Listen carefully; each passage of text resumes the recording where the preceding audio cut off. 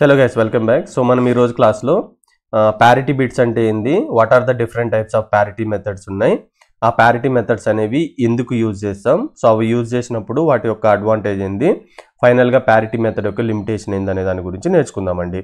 అసలు parity bits అనేవి ఎందుకు యూజ్ అవుతాయంటే it is used to detect whether the received information in the receiver side is correct or not. అంటే meaning ఏంటంటే ఇప్పుడు ఫర్ ఎగ్జాంపుల్ మన ఇన్ఫర్మేషన్ ఒక ప్లేస్ అంటే ఒక పీసీ ఆర్ ఒక కంప్యూటర్ నుంచి మనం ఇంకొక కంప్యూటర్కి పంపిస్తామండి. సో పంపించినప్పుడు ఇక్కడ రిసీవ్ అయిన ఇన్ఫర్మేషన్ అనేది కరెక్టా కాదా తెలుసుకోవడానికి మనం యూజ్ చేసే ఒక టైప్ ఆఫ్ టెక్నిక్ వచ్చి యూజింగ్ ప్యారిటీ మెథడ్ అండి. ఈ ప్యారిటీ మెథడ్ యూజ్ చేస్తే మనకి ఏమవుతుందంటే ఒక ఇన్ఫర్మేషన్ ఇక్కడ నుంచి ఇక్కడికి పంపించినప్పుడు ఆ రిసీవ్ అయిన ఇన్ఫర్మేషన్ కరెక్టో కాదో తెలుసుకోవచ్చండి. రైట్. సో ప్యారిటీ మెథడ్ దేనికి యూజ్ చేస్తామండి, use to detect the error not for the error correction. అంటే మీనింగ్ ఏంటంటే ఒకవేళ సంథింగ్ ఈ సీక్వెన్స్ అనేది రిసీవ్ అయిందండి, సో ఇప్పుడు ఈ ప్యారిటీ మెథడ్ యూజ్ చేసుకొని ఈ వచ్చిన ఆన్సర్ అనేది కరెక్టో కాదో మాత్రమే మనం చెప్పగలుగుతాం. దాన్నే మనం ఏమంటామంటే ఎర్రర్ డిటెక్షన్ అంటాం. అంటే ఇచ్చిన కోడ్ అనేది అంటే రిసీవ్ అయిన కోడ్ కరెక్ట్ ఉందా లేదా చెప్పేదాన్ని డిటెక్షన్ అంటామండి. ఇప్పుడు కరెక్షన్ అంటే మీనింగ్ ఏంటంటే సపోజ్ నువ్వు డిటెక్ట్ చేసినావు అంటే ఏదో ఒక బిట్ కరెక్ట్ అయిందని, లేదంటే మల్టిపుల్ బిట్స్ కరెక్ట్ అయినాయని. సో ఇప్పుడు కరెక్ట్ అయినాయని మనం కనుక్కున్న తర్వాత మనం నెక్స్ట్ ఏం చేయాలంటే ఏ పర్టికులర్ లొకేషన్లో బిట్, ఫర్ ఎగ్జాంపుల్ ఈ 1 అనేది కరెక్ట్ అయింది అనుకో, కరెక్ట్ అంటే చేంజ్ అయింది అనుకుందాం. సో మనకు డిజిటల్లో ఓన్లీ 2 ఆప్షన్స్ ఉంటాయి, 0 ఆర్ 1. 0 కరెక్టెడ్ అంటే కరెక్ట్ ఆన్సర్ ఏంది 1, ఒకవేళ 1 రాంగ్ అయితే కరెక్ట్ ఆన్సర్ ఏంది 0. అంటే ఇక్కడ 1 రాంగ్ అని తెలిసినప్పుడు మనం 0తో రీప్లేస్ చేస్తే అది కరెక్ట్ కోడ్ అని మనకు అనిపిస్తుంది. అంటే ఇక్కడ ఎర్రర్ డిటెక్షన్ అంటే ఏంటంటే రిసీవ్ అయిన కోడ్ కరెక్ట్ ఉందో లేదో చెప్పడాన్ని డిటెక్షన్ అంటాం. రైట్. సో కానీ ఏ లొకేషన్లో ఎర్రర్ ఉందో చెప్పలేం. సో అలాంటి వాటిని మనం ఏమంటామంటే error detection code at the receiver side అంటామండి. ఇప్పుడు ఎర్రర్ కరెక్షన్ అంటే మీనింగ్ ఏంటండి, ఎర్రర్ ఉందని ఫైండ్ అవుట్ చేస్తాం, ఏ లొకేషన్లో కూడా ఎర్రర్ ఉందని ఫైండ్ అవుట్ చేయగలుగుతాం, దాన్నే మనం ఎర్రర్ కరెక్షన్ అంటామండి.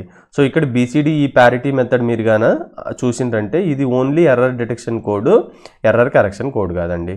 రైట్. సో ఇప్పుడు క్వశ్చన్ ఏంటంటే why do we need to add parity bits to the original message information. అంటే ఇక్కడ మీనింగ్ ఏంటంటే నేను ఇన్ఫర్మేషన్ అనేది నా యొక్క ఒక కంప్యూటర్ నుంచి సమ్వేర్ ఏదో ఒక వరల్డ్లో ఉండి ఇంకొక కంప్యూటర్కి నేను ఇన్ఫర్మేషన్ అనేది ఎక్స్చేంజ్ చేయాలండి. ఈ మీడియం వైడ్ మీడియం అవ్వచ్చు, వైర్లెస్ మీడియం అవ్వచ్చు. ఫర్ ఎగ్జాంపుల్ జనరల్గా మనం ఏం అజంప్షన్ చేసుకుంటామంటే సపోజ్ నేను ఈ 1010 ఇన్ఫర్మేషన్ అనేది పంపించానండి, రిసీవర్లో 1010 ఇన్ఫర్మేషన్ అనేది రిసీవ్ అయింది. ఇక్కడ మీరు అబ్జర్వ్ చేస్తే ట్రాన్స్మిటెడ్ ఇన్ఫర్మేషన్, రిసీవ్డ్ ఇన్ఫర్మేషన్ రెండు కరెక్టే ఉన్నాయి కదా, సో ఎర్రర్ ఫ్రీ కోడ్ అని చెప్తాం. ఒకవేళ సపోజ్ 1010 బదులు సంథింగ్ 1011 వచ్చింది అనుకోండి, ఇప్పుడు దీన్ని కంపేర్ చేసినప్పుడు ఏమవుతుంది, ఇన్ఫర్మేషన్ అనేది ఎర్రర్ అనేది ఉందని చెప్తామండి. ఎప్పుడు నీకు ట్రాన్స్మిటర్ ఇన్ఫర్మేషను రిసీవర్ ఇన్ఫర్మేషన్ తెలిసినప్పుడు కంపారిజన్ చేసుకొని మనము ఫైండ్ అవుట్ చేస్తున్నామండి. కానీ మనకు రియల్ టైం సిచ్యువేషన్లో రియల్ టైం సినారియోలో ఇలాంటి సిచ్యువేషన్ ఎక్కడా అవ్వదు.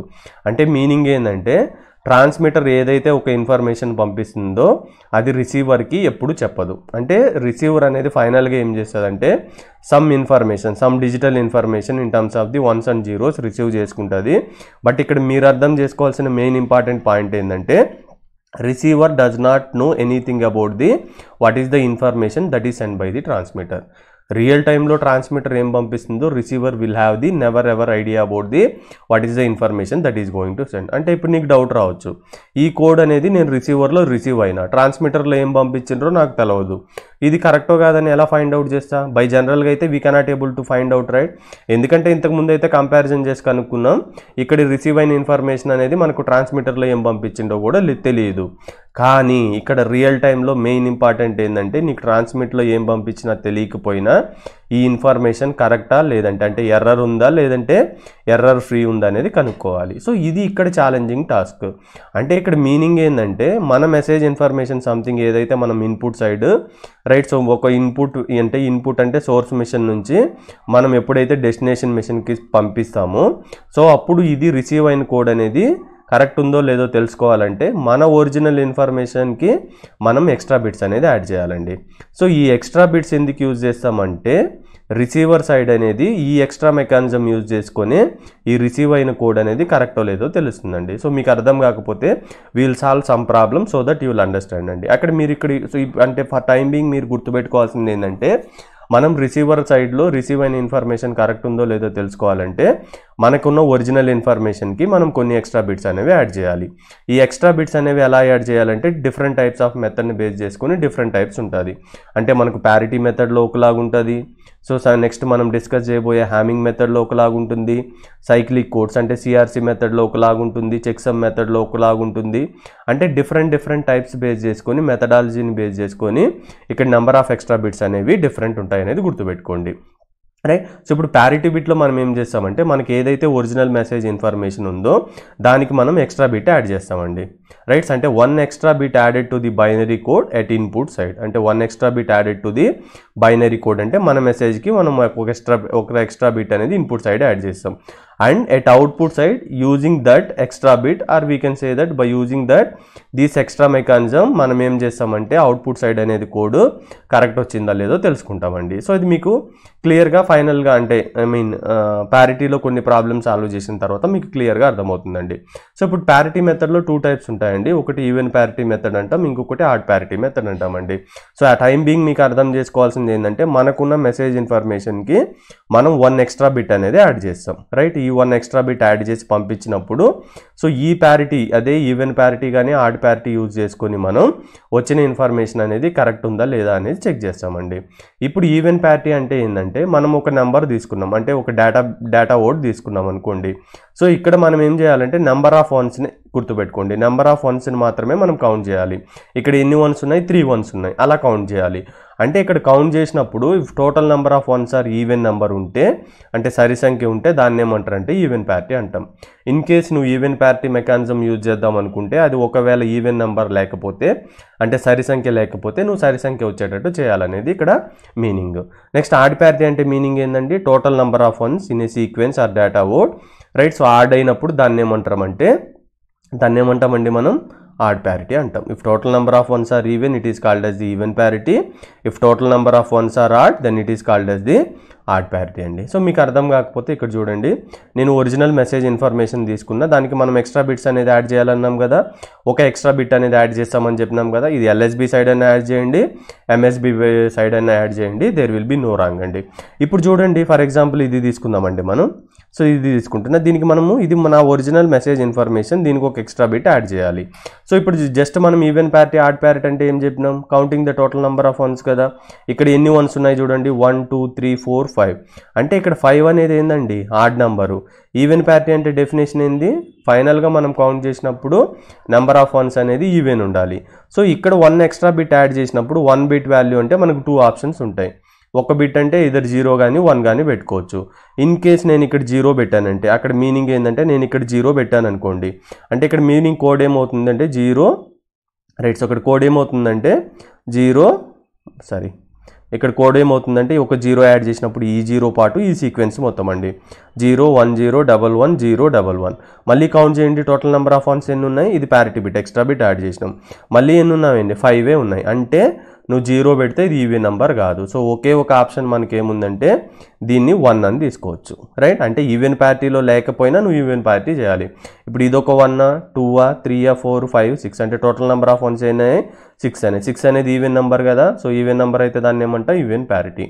అంటే ఇక్కడ 5 ones ఉన్నాయి కాబట్టి ఇంకొక 1 యాడ్ చేయాలి ఎక్స్ట్రా బిట్ అనేది, అప్పుడు ఈవెన్ ప్యారిటీ అవుతుంది. సో దీనికి ఆన్సర్ ఫైండ్ అవుట్ చేయండి.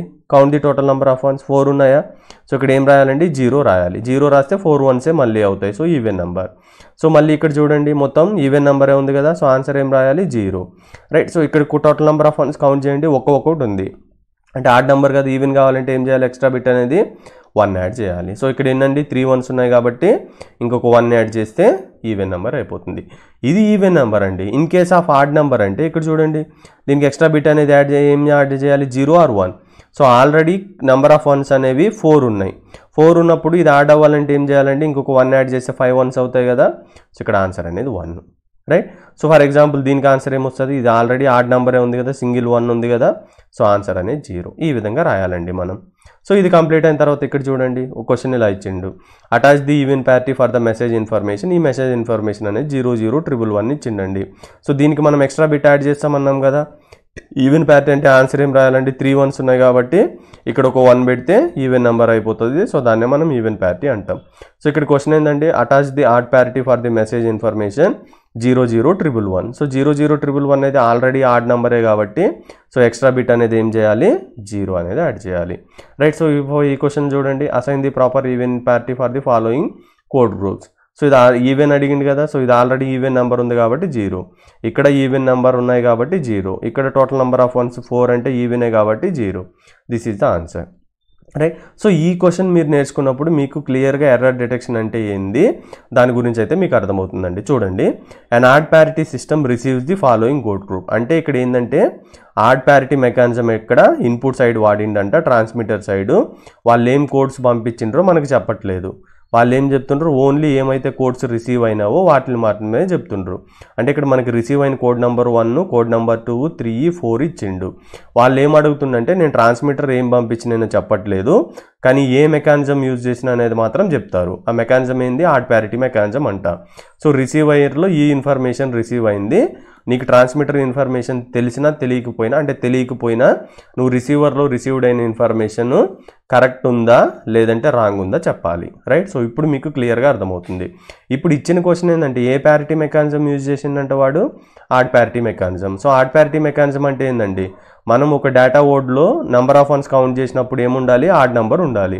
ఇన్ కేస్ ఆడ్ నెంబర్ లేకపోతే దాని మీనింగ్ ఏంటండి, ఇన్పుట్ సైడ్ ఆడ్ నెంబర్ వాడితే అవుట్పుట్ సైడ్ కూడా ఆడ్ నెంబర్ వస్తేనే కదా కరెక్ట్. అంటే ఒకవేళ రిసీవ్ అయిన కోడ్లో ఆడ్ నెంబర్ గానా లేకపోతే ఆ నెంబర్ ఆఫ్ వన్స్ కౌంట్ చేసినప్పుడు అది రాంగ్ అని అర్థం. రైట్. అంటే మీనింగ్ ఏంటంటే నీకు ఇన్పుట్ ఇన్ఫర్మేషన్ తెలియకపోయినా ఈ ఎక్స్ట్రా మెకానిజం, ఈ ప్యారిటీ మెకానిజం యూజ్ చేసి కరెక్టో కాదో ఫైండ్ అవుట్ చేస్తున్నాం. చూడండి, ఇక్కడ total number of ones count చేయండి, ఎన్ని ఉన్నాయి, 3 1s ఉన్నాయా, అంటే ఇది కరెక్ట్ ఆడ్ నెంబరే కదా. ఇక్కడ కౌంట్ చేయండి 1 2 3 4 5 6, ఆడ్ నెంబర్ అంటే ఆడ్ వన్స్ ఉండాలి. ఈవెన్ వచ్చిందంటే మీనింగ్ ఏంది, ఎక్కడో ఒక దగ్గర మిస్టేక్ ఉంది. సో దీన్నే మనం ఏమంటారంటే ఎర్రర్ డిటెక్షన్.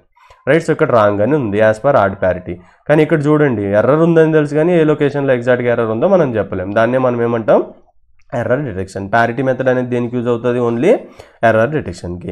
ఇప్పుడు ఇది ఏంటండి, ఆడ్ నెంబరే కదా, సో ఇది కరెక్ట్ కోడ్. ఇది ఈవెన్ నెంబర్ అయిందంటే ఇది రాంగ్ కోడ్. అంటే ఫైనల్గా మనకు రాంగ్ కోడ్స్ ఏమొచ్చినాయి, ఇది this 1 is wrong, again 0 1 0 1 this 1 is wrong. So ఆ విధంగా మనము ఇది ఎర్రర్ డిటెక్షన్ ఎర్రర్ కరెక్షన్ అనేది మనం కనుక్కుంటామండి. సో ఇక్కడ ఒక లిమిటేషన్ ఉందండి మనకు. సో మనం ఎర్రర్ డిటెక్షన్ ఎర్రర్ కరెక్షన్ అని కనుక్కున్న తర్వాత ఇక్కడ ఒక మనకు ప్యారిటీ మెథడ్ యూజ్ చేసినప్పుడు సో దీని యూజ్ కేసెస్ అనేది వెరీ లిమిటెడ్ అండి. సో ఇక్కడ డ్రాబ్యాక్ ఆర్ లిమిటేషన్ ఏంటంటే ఇక్కడ మీరు అబ్జర్వ్ చేస్తే తెలుస్తుందండి. సపోజ్ ఫర్ ఎగ్జాంపుల్ నేను ఇన్ఫర్మేషన్ అనేది 10111011 అనేది ఉందనుకుందాం. సో ఇన్పుట్ నుంచి అవుట్పుట్ సైడ్ ఇన్ఫర్మేషన్, అంటే ఇది ప్యారిటీ బిట్ అనుకోండి, ఈ ఇన్ఫర్మేషన్ పంపించినాం అనుకుందాం. ఒకవేళ 101110 సంథింగ్ 010 అనేది రిసీవ్ అయింది అనుకుందాం. నవ్వు ఇక్కడ చూడండి, కంపేర్ చేయండి, మనకి ట్రాన్స్మిటర్ కోడ్ తెలియకపోయినా ఇక్కడ మనం ఈవెన్ ప్యారిటీ యూజ్ చేసినాం అనుకుందాం. Sorry 1 2 3 4 5. So suppose for example ఇక్కడ ఆడ్ ప్యారిటీ యూజ్ చేసినాం అనుకుందాం. రైట్. సో ఇప్పుడు total number of ones count చేస్తే ఇక్కడ మనకి ఏముండాలండి, ఆడే ఉండాలి, అంతే కదా. సో నీకు ట్రాన్స్మిటర్ కోడ్ తెలియలేదు అనుకో, ఫర్ ఎగ్జాంపుల్ ఈ కోడ్ రిసీవ్ అయిందని చెప్పిండు, ఆడ్ ప్యారిటీ యూజ్ చేసిండు అనిండు. ఇక ఎట్లా కనుక్కుంటాం ఇది కరెక్టా కాదనేది, only number of ones odd ఉంటే కరెక్ట్ అని చెప్తాం కదా.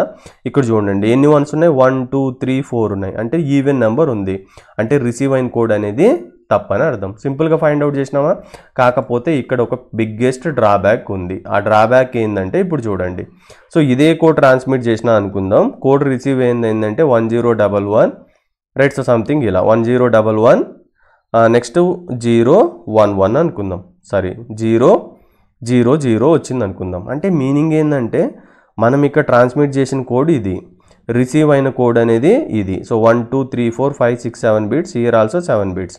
ఇప్పుడు చూడండి, count the total number of ones, odd నెంబరా ఈవెన్ నెంబరా, ఆడ్ నెంబరే. అంటే as per odd parity method ఇది కరెక్టా తప్ప, yes it is correct. But observe చేయండి, ఇన్పుట్ ఏం పంపించినాం, అవుట్పుట్ ఏమొచ్చింది, as per odd parity it is కరెక్టే, కానీ ఇన్పుట్ డేటా ఏముంది, అవుట్పుట్ డేటా ఏముంది. సో దీన్ని బట్టి మీరు అర్థం చేసుకోవాలంటే what is the drawback of the odd parity or even parity mechanism is that from transmitter to the receiver. అంటే ట్రాన్స్మిటర్ నుంచి మనం రిసీవర్కి ఏదైతే ఇన్ఫర్మేషన్ సెండ్ చేస్తున్నామో అందులో ఏదో ఒక బిట్ రాంగ్ అయినప్పుడు మాత్రమే ఇది ఎఫెక్టివ్గా వర్క్ అవుతుంది. ఇన్ ఫస్ట్ కేసులో ఒక్క బిట్టే చేంజ్ అయింది కాబట్టి ఇది ఎఫెక్టివ్గా ఫైండ్ అవుట్ చేసింది. ఒకవేళ ఇన్ కేస్ అంటే మీనింగ్ ఏంటంటే ఒకవేళ ఫర్ ఎగ్జాంపుల్ ఇక్కడ 2 బిట్స్ చేంజ్ అయినాయి, ఇక్కడ 2 బిట్స్ చేంజ్ అయినాయా, అప్పుడు ఏమైంది, ఇది స్టిల్ ఆడ్ ప్యారిటీ అనేది చూపిస్తుంది, ఆన్సర్ కరెక్ట్ అని చూపిస్తుంది, బట్ యాక్చువల్ ఇన్ఫర్మేషన్ అనేది డిఫరెంట్ ఉంది. సో ఫైనల్ కన్క్లూజన్ ఏంటంటే from the transmitter to the receiver if more than 1 bit, right. అంటే మీనింగ్ ఏంది, ఇఫ్ మోర్ దెన్ 1 వాల్యూ అనేది చేంజ్ అయితే then your parity method will not be useful. This point you need to remember. So for that we require to learn the advanced type of the methods, maybe CRC method, checksum method, Hamming method, that we are going to implement in the future classes or further course of our study, right.